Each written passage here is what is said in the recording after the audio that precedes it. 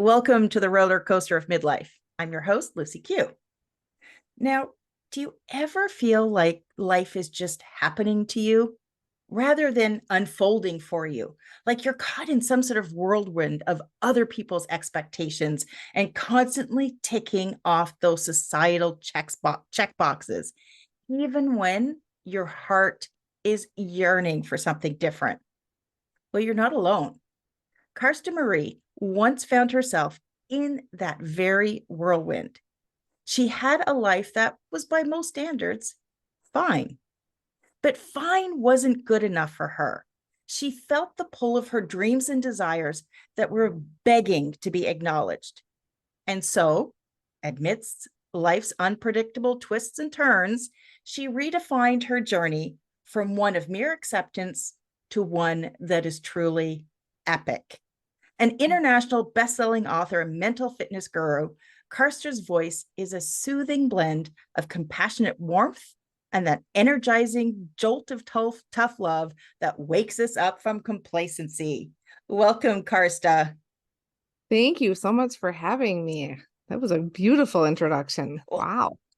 your story, I can't wait to dive into this because your story sounds so similar to mine. And even to when yours began, I think I saw in your notes it started in 2018. And for me, I started going through this transformation in 2017. So we're going to have a lot in common.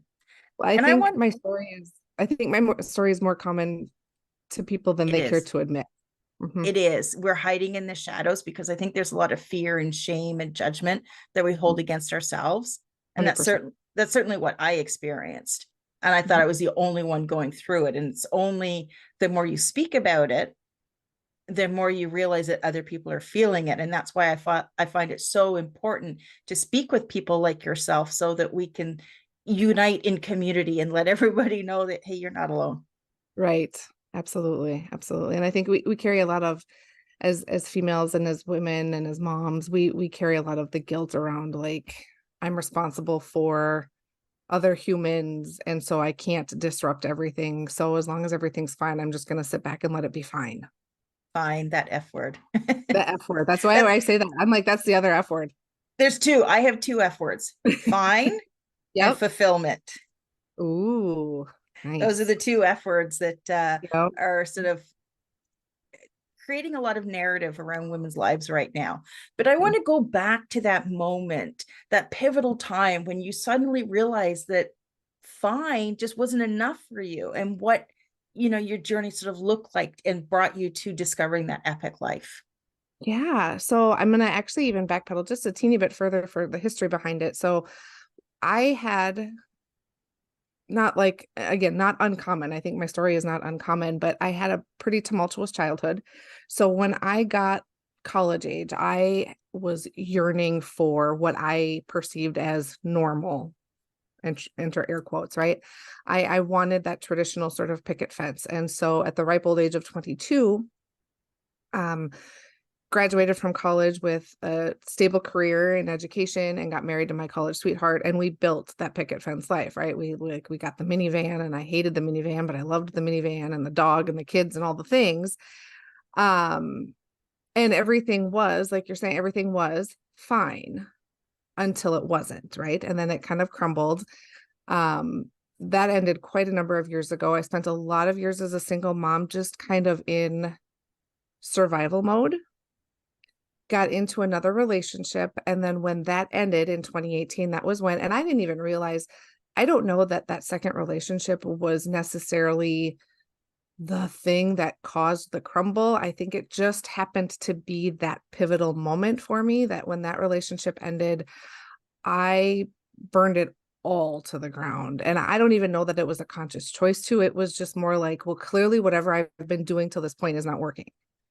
So let's just start over. And again, I don't know that even that was all conscious. It was just more this like, well, I don't love my career anymore, so I'm going to leave that. That relationship ended, so I'm going to work on myself.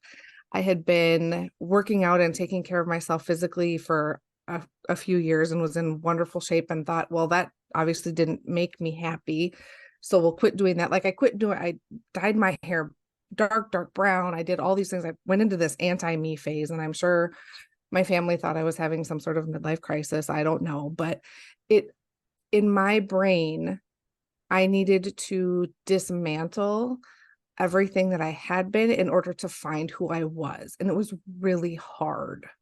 And so a lot of what I enjoy doing is working with women to help them, like, let's make it a little less hard. Let's ease through some of those transitions, right? So that you don't have to dismantle everything. That period of rebellion that you went through, Yeah. was that, did it start with one day where you basically said, screw it, threw everything away and started again? Or did that unfold over time? Because for me, I found everything built up until I got to rock bottom. Mm-hmm. And at rock bottom, I almost considered tapping out. And then I realized, hey, wait a second. If I don't want to be this person, then who do I want to be? And it was just like I started a whole new chapter. It was not even a whole new chapter, it was a whole new book. Yeah. So for you, Um, how did that sort of unfold? it started with my career, where I had not been happy in my career for a while, and it was sort of a perfect storm professionally, where what I was doing, I was like, I'm done with this. um when I left teaching, I got into a circle with some coaches that were more kind of in the spiritual realm, and it was wonderful. It got me connected to my spirituality in a different way that I had never done before. um, but a lot of who I was surrounding myself with at that time were very much into, like, live your life for you, which was a wonderful message that I needed to hear. I didn't know what that looked like. And so it was like, well, if I don't know who I am and what I desire, and I've lived this way for a certain amount of time, for 40 some years, if that hasn't worked for me, I guess I better start dismantling. And like I said, I don't know that each thing was conscious. It was just more, like, I would have these thoughts like, I've always wanted to try to have dark hair, and I don't know why I've never tried it. So I'm going to. And it was sort of this, like, I was questioning everything. Like, I made this decision. Why did I make this decision? I'm going to try the opposite of that decision. So it kind of unfolded over time in that way, where, like, each thing came up and I'd be like, I've always wanted to do that. I'm going to do that. And so it was less rebellion, although I'm sure people saw it like that. And it was more like, I don't know what I want because I've never sought it out.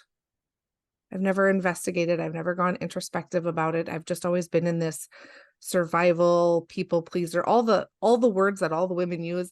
I had used them all my whole life. And it was time to just say, like, okay, I'm just going to try this. Dyeing my hair affects nobody. And if they don't like it dark, screw them. And if they don't like this, well, that's their problem. And so the rebellion came more in my attitude about, like, I don't care what y'all say, I'm going to do this. But the acts themselves were like, gosh, I don't know. Like, I've always thought I wanted this. Do I want that? I don't know. Let's go try it. So And I it was think definitely that, yeah, I think it's a symptom of us Gen X women because, and I talk about this often, we all loved our sitcoms. I mean, who didn't have their week planned out by what was on TV every night? yes. And so we were influenced by a lot of the families in these TV shows, and the mothers. They tended to be working mothers and having the family. And I think that really began to shape the expectation for us at that, in those sort of pivotal Right. teenage years when we're trying to figure out who we are. And that's when we started following that societal checklist of, it's like you said, I've said the same thing. I got married at 21. We lived together first, but I essentially went from being a daughter to living with my boyfriend to getting married Mhm. to being a mother in a Mhm. very, very short period of time. And there was never any thought about who was Lucy. I never even knew I could ask myself that question. Right. Right. And it's because we were all sold this story. I still want to know who this author of this list is. Right. because we don't know who their name is, but they have had such an impact on our lives. And Huge. it's really sort of brought a lot of us women that we're sort of coming up from for air after, whether we've gone through a divorce, our kids are getting older and they're moving on, we're suddenly coming up for air, we're taking that breath for the first time, and we're looking around going, who am I? Mm-hmm. And it's Yeah. scary. Yeah. It's scary. For me, it started at 44. It's scary to be 44 and to Mhm. realize you have no clue who you Who are. you are. Yeah, absolutely. Yeah. And yeah, I think it was exactly the same for me. Like I said, I had a pretty tumultuous childhood, so I saw that and I knew that I didn't want that. So to me, jumping into all those sort of beaver, cleaver, picket fence scenarios was the logical thing to do, right? Like, okay, well, I don't want that, so I'm going to just do this. But again, not putting a lot of thought into that, like you're saying. It was just more like I tell a story quite a lot. Like my third year of college, when everybody started making all those final decisions about majors and things like that, I still really had no clue. Um, but I remember one day having this really vivid vision of being this like super independent, powerful, successful, confident international businesswoman. I was a Spanish major. I just didn't know what I was going to do with it at the time. So I was like trying to decide that. And I had this vision. I was like, oh my gosh, that feels amazing. Like I could be, and I didn't realize it at the time, but in retrospect, the key part was how I felt inside of there. Like that was the glimmer of who I was. It just was so bizarre and so out there and so like not what anybody would ever expect. And it required me to do scary things that I didn't know how to do. And so I pulled back and went, nope, you know what? Everybody around me is getting engaged. Everybody around me is, majoring in something sort of stable. Most of them were education as well. Like it was a whole, I'm just going to go with the status quo because that makes more sense. But that vision just lit me up. And so now I use that as like a tool, um, and try to not just revisit that specific vision, but just really get into that mode of how do I really want to feel every day? That's who I am, right? So it's crazy. But it's that sort of, I'm trying to find the words, but it's that self-empowerment Yeah, feeling that, not that I think it's taught to people today. I think it's even on a lesser scale, but it we was talk such about a, we talk about it more now through conversations like it, but this, we but don't teach how to do it. no. And, I go back to when we were young women, it was non-existent. You know, it, Empowerment was women's lib. It's not, and again, there was a lot of, when you look back, there's a lot of, negative connotations around that. Yeah, and I think there too, there was even a structure within that. It wasn't about liberating you as an individual. It was about liberating all of us as women, which is certainly necessary, right? It was a collective movement, powerful and necessary, but there was still never any talk of you as a woman or me as a woman and what do I want and how can I liberate myself and empower myself. Empowerment, I think, was at least back then was breaking through the glass ceiling. That's what it was to be empowered. And I think that's what we're sort of going back. We're realizing, okay, collectively, we created this environment, but we forgot about ourselves. And I think that's what a lot of us are going through now. It's like, okay, what about me? And it's hard to say that because, as people that dedicated the last 20 years to being a mother, that very question of what about me, it just seems so selfish. And it's almost, how dare you ask that? It does. I have that for any, I tell anybody and everybody this story. So listeners, I really need you to hear this one because I was a single mom. So it was really like everything was about my kids because it was me doing it myself. Um, in 2018, 2019, as I was going through all of this sort of deconstruction phase, my oldest and I were sitting on the couch and just having a kind of a regular conversation. And they said to me, Mom, I know that all these things that you're going through, I know that it's really challenging for you. But I want you to know that I love that I get to watch and learn with you as you go through this so that I don't have to do it when I'm your age. And I was like, I seriously, I tell that story. Like, it happened, what, 4 or 5 years ago. And I still get teary when I tell that story because I was like, then that was worth it. That was going to be my next question was how has your experiences changed the way you parent? Mm. Um, I think, I mean, they were a little older when I embarked on this part of my journey, but the three of us have kind of always been a team. And so I don't know if it changed my parenting other than it kind of opened, you know what? It changed me in that it opened me up to be vulnerable with my kids. Yes. When I left teaching, I took a part-time job, which was a significant cut in salary, um, so that I could work on my business. Things got financially really difficult. And so I just really had to be vulnerable with them in ways that I hadn't been before. And it was no longer about me sort of caring for them top down. It was about us wrapping our arms around each other. And I know that uh, for a lot of moms, that feels like you're putting burden on your children.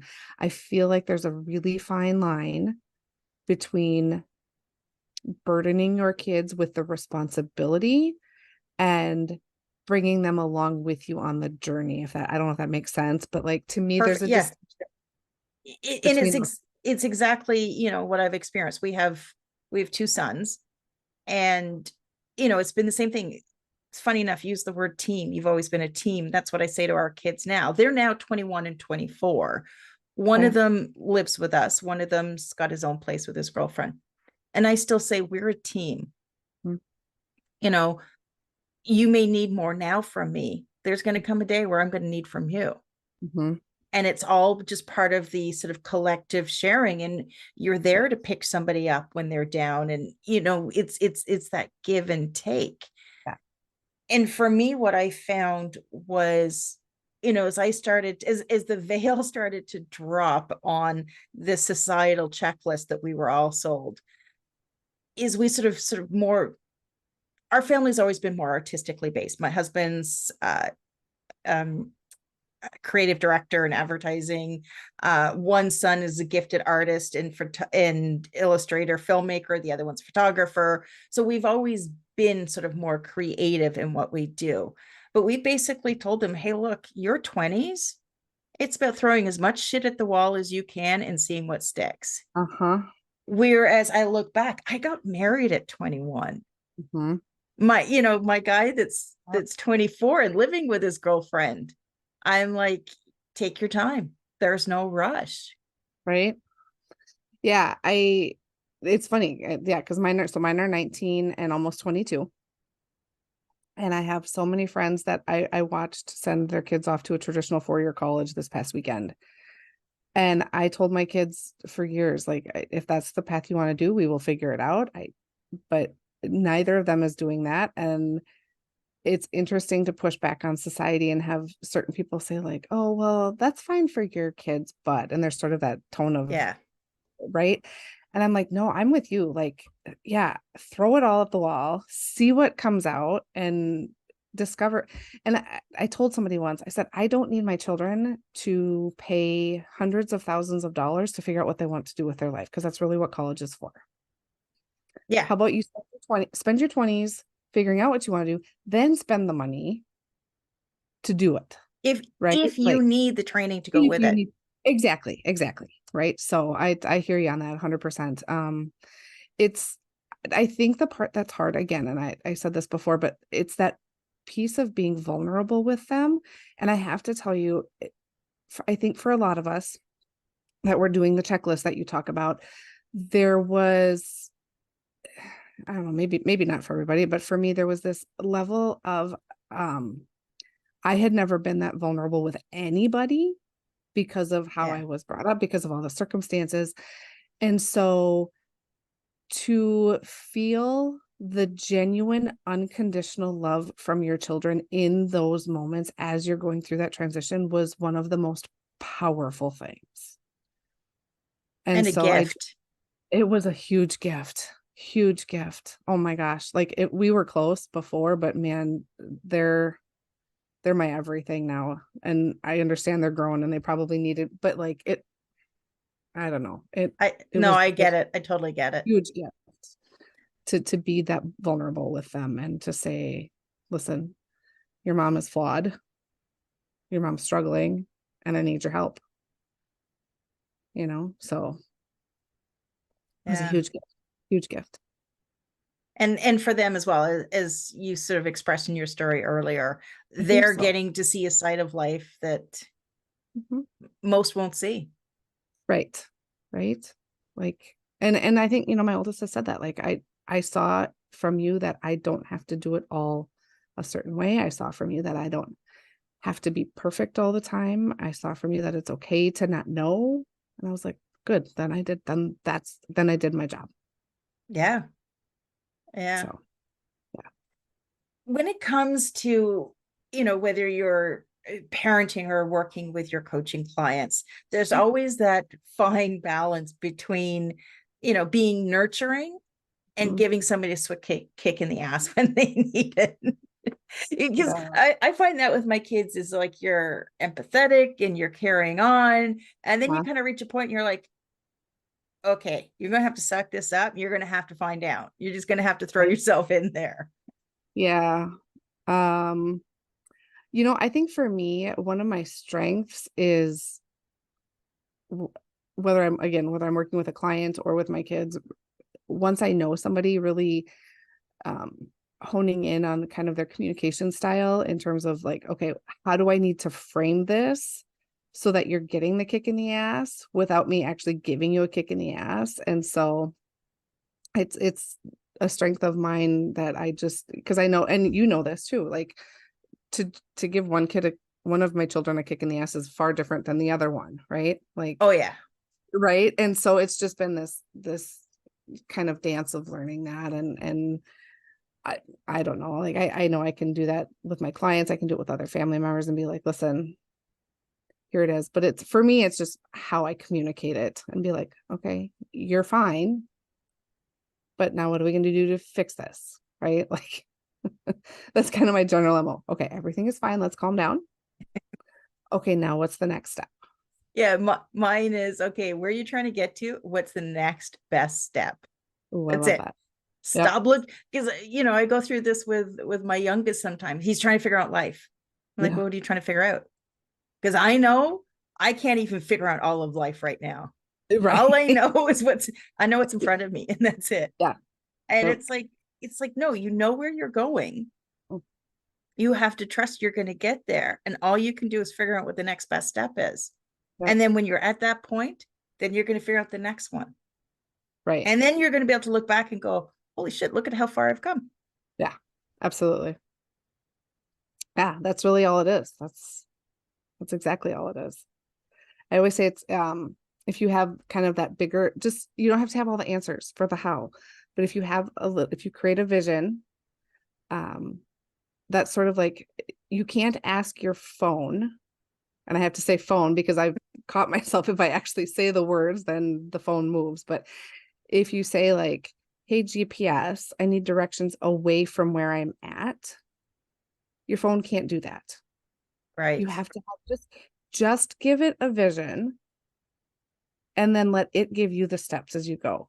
Let it tell you what is that next best step, because it will, right? And that's whether you believe in God, source, universe, or whatever you believe in spiritually, that like, I don't, that's just kind of how I've navigated that, right? Like I know if I try to map out the next 20 years, it freaks the hell out of Yeah. me. The 5 year, 10 year plan, Yeah, no. that's just like it's and I think this is what a lot of people are missing, and it comes down to it's why they're missing purpose Mm-hmm. is they're not connecting with their future self. And you mentioned earlier when you were talking when you're in your third year of college and you had this feeling of who you Mm-hmm. wanted to be. And I think Yeah. that's what a lot of people are missing is what's that future self? You may not know all the details, but Right. what is the vibration, the feeling that that person, is encompassing? Yeah. Because that's what's going to pull you forward. So important. And it's actually an exercise that I do. I host a vision board workshop a couple times a year. And that's like the first thing we do. We do a short visualization. But when we come out of it, it's less about what you see and more about how you feel in there. What are some words that you can pull out of that? And everybody always starts with, well, I felt happy. Bullshit. What did you feel? Really? Like, oh, I know you felt happy. What did you feel? Yeah. Did you feel calm or did you feel adventurous? Because those are two different things. That one might make you happy, the other's going to make me happy. Did you feel safe? Did you feel empowered? Like, how did you feel? And then they start to go, wow, like it becomes this powerful thing. Cause that's what, like I said at the beginning, what I realized is that vision that I had, it wasn't that I saw myself on the private jets or with the Louis Vuitton bag or any of the things. It was how I felt in there that was so incredible. Right. So, Yeah. yeah, like you said, we function as humans. I don't know which expert this came from, but there's this theory of, um, as humans, we first think that we have to have in order to do so that we can be, right? So when Right. I have the money, I will be able to do the things I want to do. Then I will become the person I want to be. And actually the whole reverse is what's actually true. You have to start embodying. That's where you find those feelings. How does that version of you that has all the money and all the things, how does that person feel? Then you can start to take action that gets you there. And once you start to do that, you'll start to gather whatever the things are that you are going to get from that. So flipping the script on that is so important.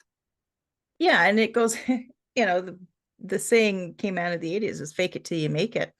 It wasn't wrong, Right. because you do have to start acting as if.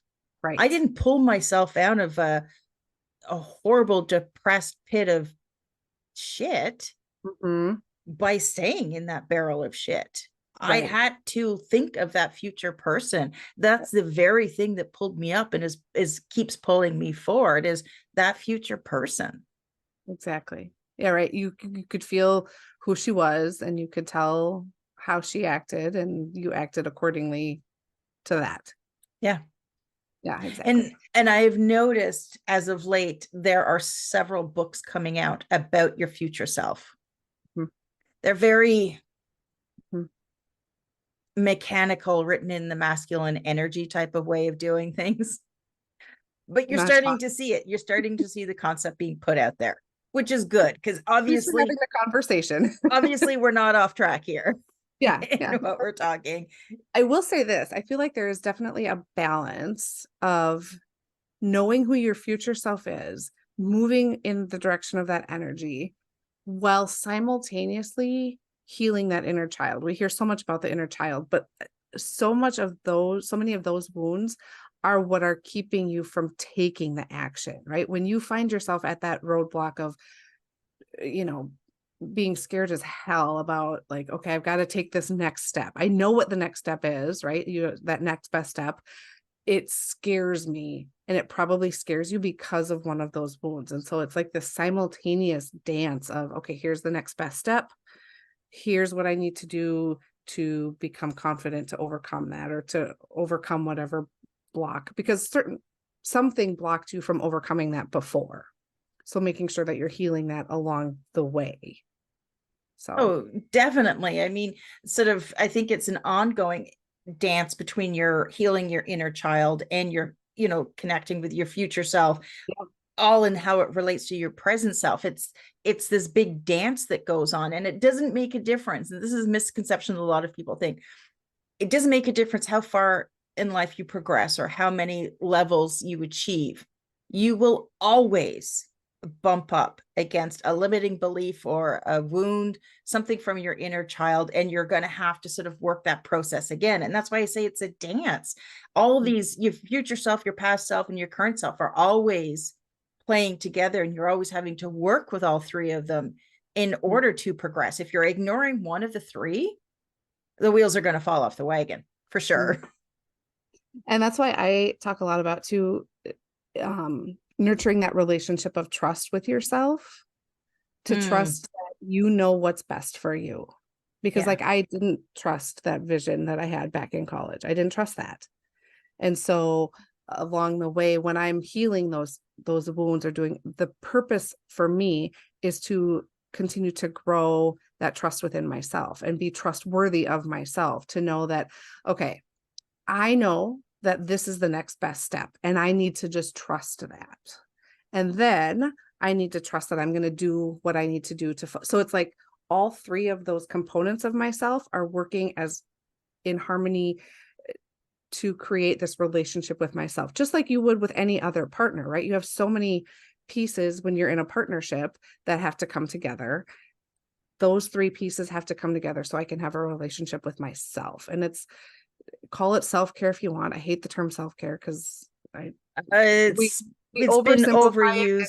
Yeah. we overcomplicate and oversimplify it all at once. Call it what you want. I like to think of it as, if when I think of it as a relationship, it puts a little bit more onus on me to actually put in some effort, like I would with any other partnership. Like I can't just sit back and be complacent. I can't just think that, you know, uh, a bubble bath is going to fix a relation. Like I need to care for myself and have a relationship with myself so that I can trust myself Yeah. again.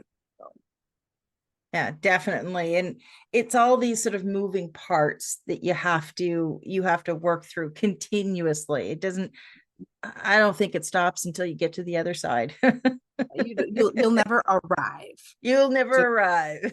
you know, and honestly, for me, that's another sort of, I would call it a wound or whatever, but like that's another thing. And I don't know if that's a generational thing for us or what, but like there's this like drive to get the checklist done and then I will Yeah, arrive. Like I've made it. to let that go. Yeah, exactly. To let that go is really difficult, I think. Like that's something I'm working on. Like I'm never Because going to make it. it's almost like ticking that box is proving something to Yeah, somebody. I don't know who. I don't I know who this don't person is. Again, it's probably the same person that wrote the damn list. know. Exactly. Exactly. We need to fire that person. Yeah. Who was that? But yeah, it's an interesting journey, and I think that's what we have to remember is it's a journey. Yeah. It's life is not a destination, it is the journey. And that's why you have to, you know, take note and stop and, be aware of your journey and appreciate your journey.